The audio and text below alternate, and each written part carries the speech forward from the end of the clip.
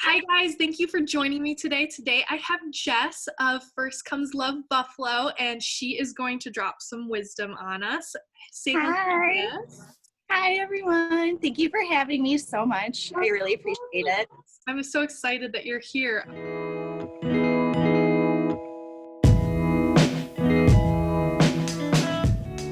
So you want to start by giving us a little background on you? Tell us about you, how you got started, about your business.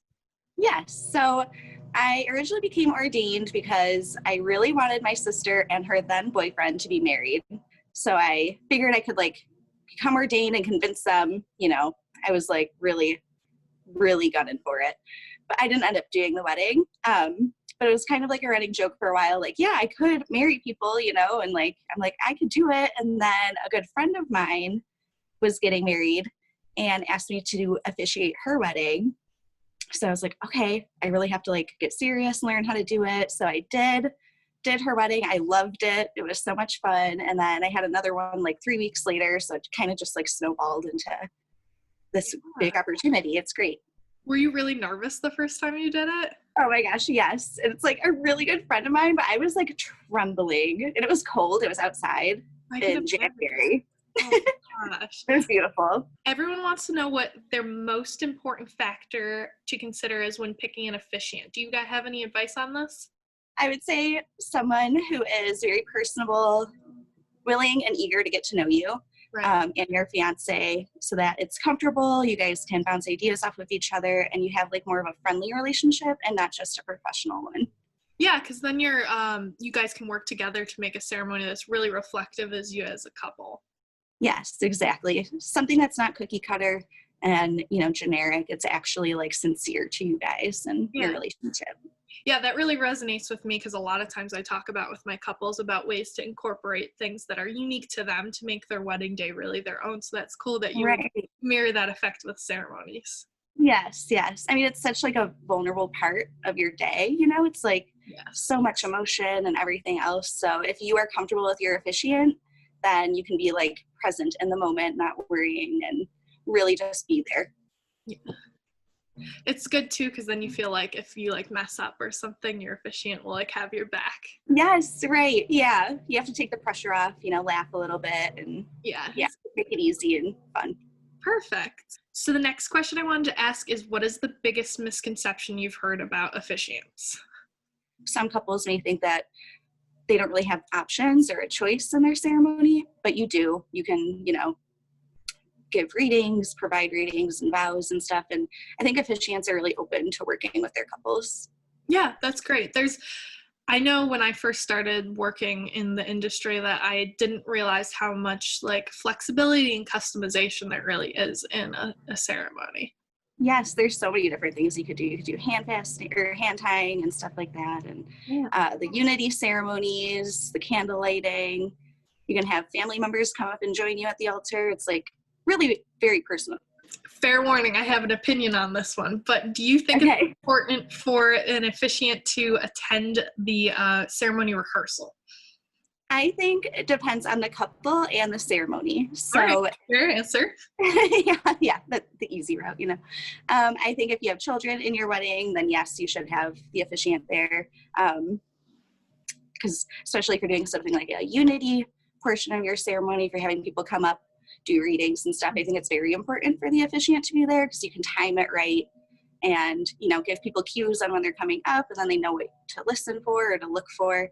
I do, though, think that if you have a planner and you don't have little children and stuff, then they are really good at coordinating rehearsal without the officiant.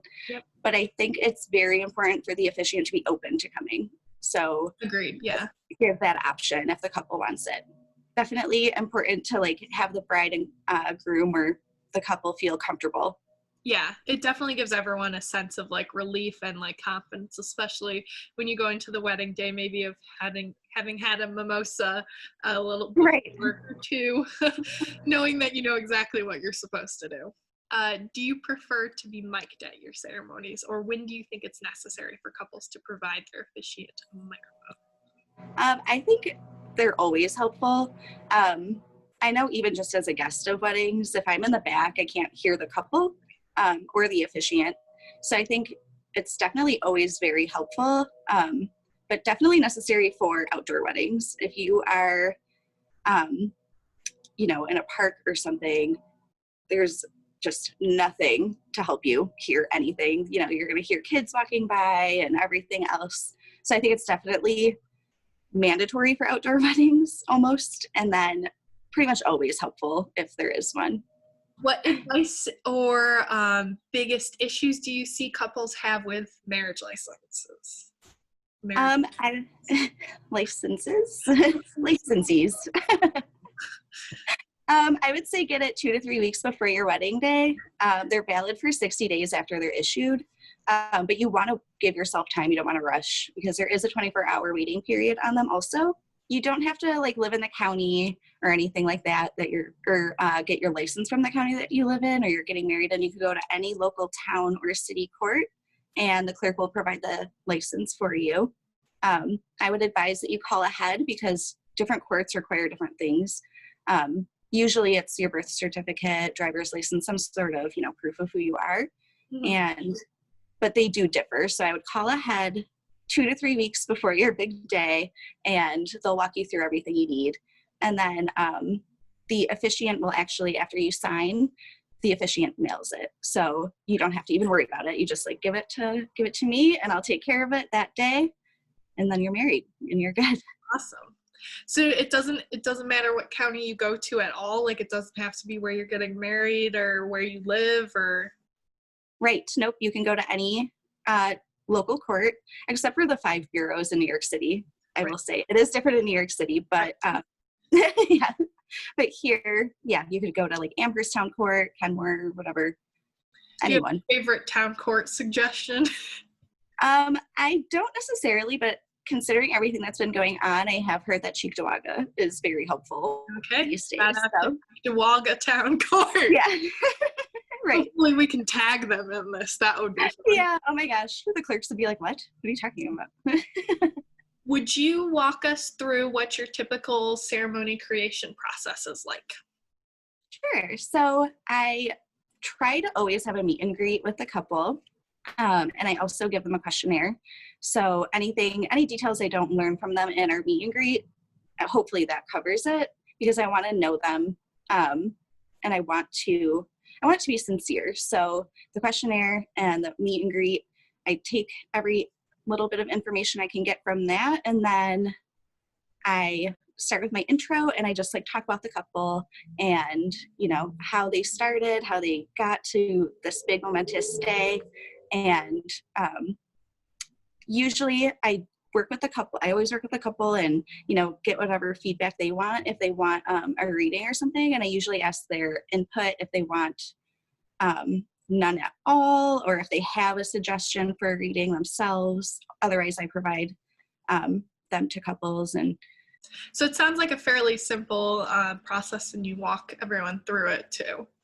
It is definitely a simple process. I think the biggest thing is how much information the couple gives me. So if they actually let me in and, you know, give me information and a little insight to their relationship, it makes it a lot easier. Yeah, that could also be a really helpful place for a planner to help as well, because we've spent, especially like our full planning couples, we've spent a lot of time with them already, and we kind of, a lot of my couples, I kind of know what's going on in their lives at this point because I've worked with them for a couple of months, so it might be a fun place for planners to help their couples kind of open up to you and create, and just to share some information that you forget about.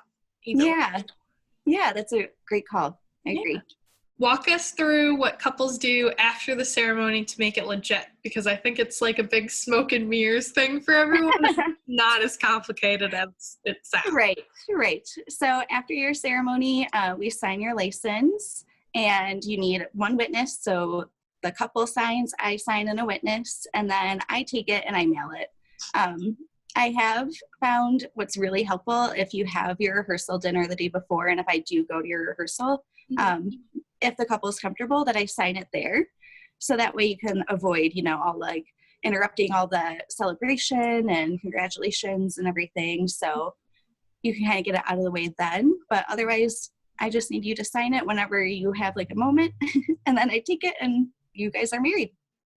So Jess, all of that information was super great. I just wanted to ask you if there's any other additional comments or any knowledge you want to share with the world about what you do. For any advice I could give as far as officiating goes, I would say don't be afraid to speak up about what you want. If you don't like, something that the officiant is doing or what they've included in your ceremony, speak up and let them know. And you should be comfortable enough to do that. But remember, it's like the most important day of your life. So you want it to be perfect.